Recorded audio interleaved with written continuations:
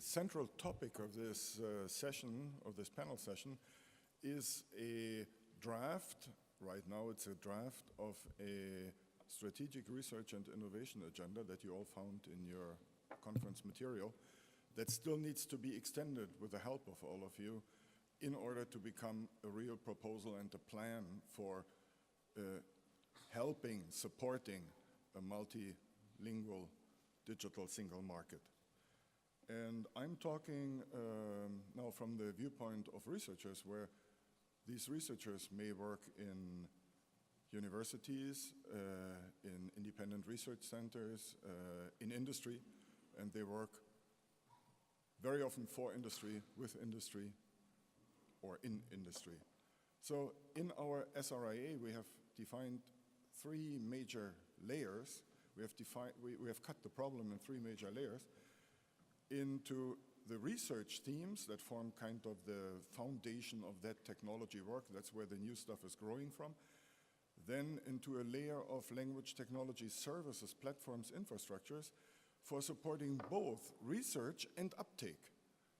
So what the SRIA still is rudimentary in is the innovation measures. So right now we need more ideas we need to assemble more ideas how what we come up with in research really channels into the solution. And the upper level then is the solutions themselves. And there we need to show the decision makers and the public that we have attractive solutions that we offer to the European society that will be taken.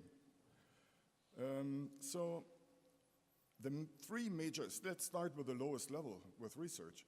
So the three major challenges that we face when we deal with human language and all of its complexity is, one, its richness and diversity, the sheer number of languages that was mentioned a couple of times, but also the dialects, sociolects, registers. If somebody wants to address and go to the single digital market, you cannot tell them, speak standard German, yeah, or don't come in and have somebody come in and help you with your dialect.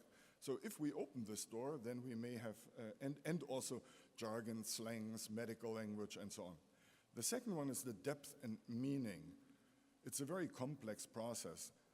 Language is not only the key to knowledge and thought, it can be also interpreted without shared knowledge and active inference. So we need semantic technologies. And the third one is multimodality and grounding. Language is grounded in the situations we use it in. It's always in connection with other things, with a purpose, yeah? And it comes with other modalities, with gestures, with pictures, with us debating on certain issues. So it's very complex. So there are some trends now in learning, in automatic learning, that can make us optimistic.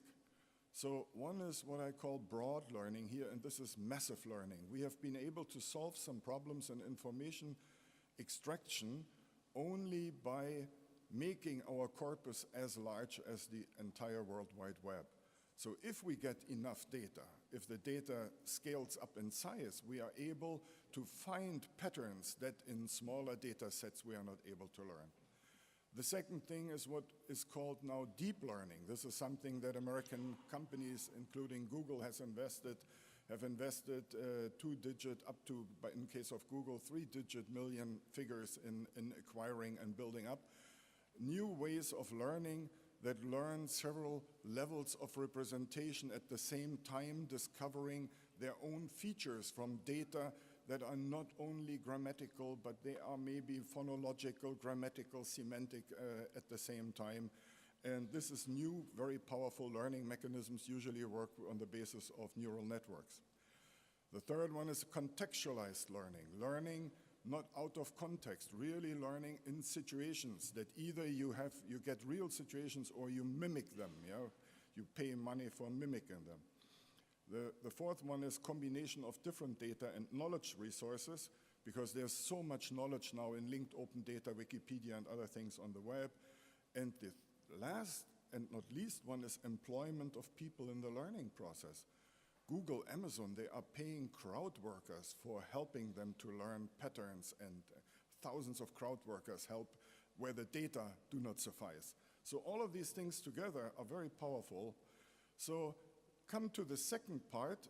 I won't spend much time on it, but it's very, very important. It was mentioned by Jochen Hummel when he outlined the European language platform, the European language platform. These platforms can really be mechanisms for composing services from different sources, guaranteed quality services, bringing in new results very fast to the user, gathering data, bridging the gap between research and application. So yesterday in a panel that I had the pleasure to moderate, there were 4 different types of these service layers proposed. One is the normal language resources that everybody agrees are needed for research and development, but then also things like the European Language Cloud, basic processing components. A third one is translation clouds. I come to this in a moment. And the last one, multilingual semantic resources and processing, for getting the multilinguality of these large data sets that Marta has stressed. So in the Strategic Research and Innovation Agenda in the draft, you find many attractive proposals for solutions that would help. Many of them are related to the digital single market, and I'm going to concentrate now on the ones that cross the language barriers for that purpose, because that's the that's the goal of our panel here. So, and Marta said something very important, namely we must not wait until all of the technologies are perfect. This is what, as a researcher, we tend to, So all these things, Google Translate, the Moses translation system, Apple Siri, Google Now, Microsoft Cortana, autonomous text analytics, all successful money-raking businesses, none of them is perfect. Try them all. They are all imperfect. And nevertheless, they are used all over the world. Now Google Translate translates more documents than all human translators together every day. So the single digital market, here maybe selling fruit and vegetable because it should be fruitful, the single digital market has to deal with many languages. Most interaction in a market is communication. There's pre-sales, sales communication, after-sales communication, dealing with your customers. It all involves language. And the actual transaction is the smaller part of market interaction. That's usually a push of a button. I don't want to neglect the financial transactions behind it, but most of market is communication. So in realizing then the multilingual digital single market, we do 2 other things at the same time. We cannot avoid it. Namely, the same means would help us to enable the free flow of information and knowledge and thought in general. So after already people and goods can move freely across borders in Europe, in the integrated Europe. But then the third one that came out in Algirda Saudarga's speech and in many speeches before is very, very important too. We need to turn Europe into a homeland for all of its citizens. Everybody should feel at home equally in Europe, not the speakers of some languages should feel more at home. In theory, that's true already because there's legislation that guarantees every citizen the right to be listened to in police stations or wherever they get in trouble in any country. Could be something less serious, to be heard in their own language. In practice, this is not possible. It's financially simply not feasible at this time. So what we need then is some cloud services, and that is where the translation cloud services come in that are both mentioned on the service level and in its more full-blown version as a strategic goal, and which is already tackled by MT at EC for public services now, and which needs to be very fast built up and strengthened and integrated. And this service does not only have translation, I will mention that integrates other technologies like the ones that Jochen mentioned.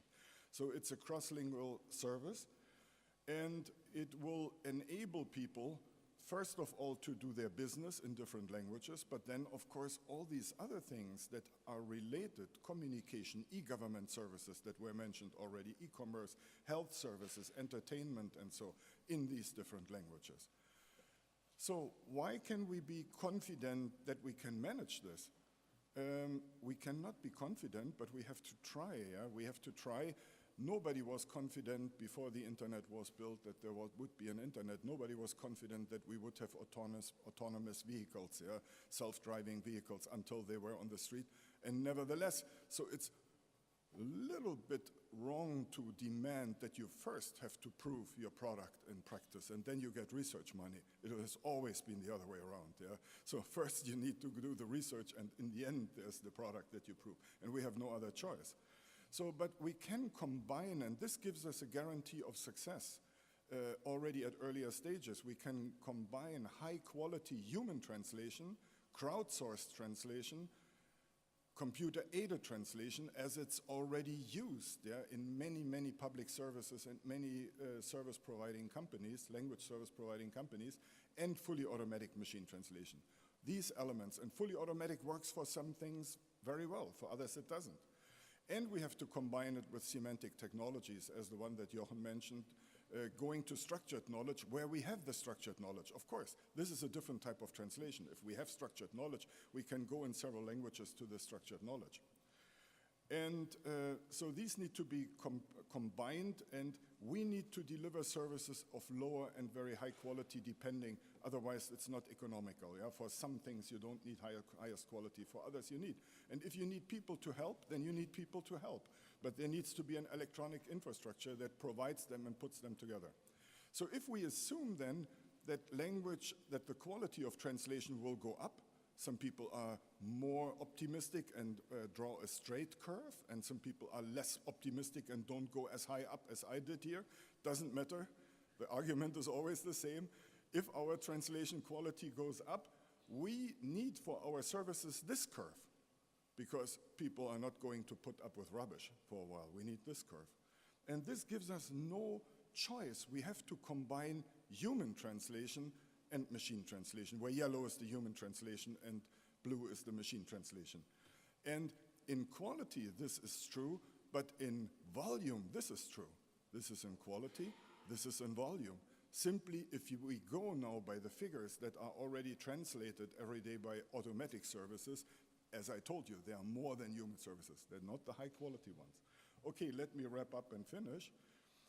So, but before I mention one point, one very, very important point that forbids now using Google Translate and these services for European businesses and also businesses in other parts of the world is the lack of trust, reliability, and security.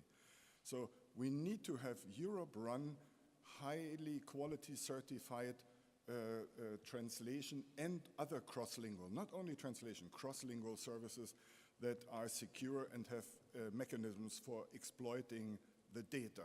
Because these data that come out there are too valuable. They need to be rechanneled very soon, very fast.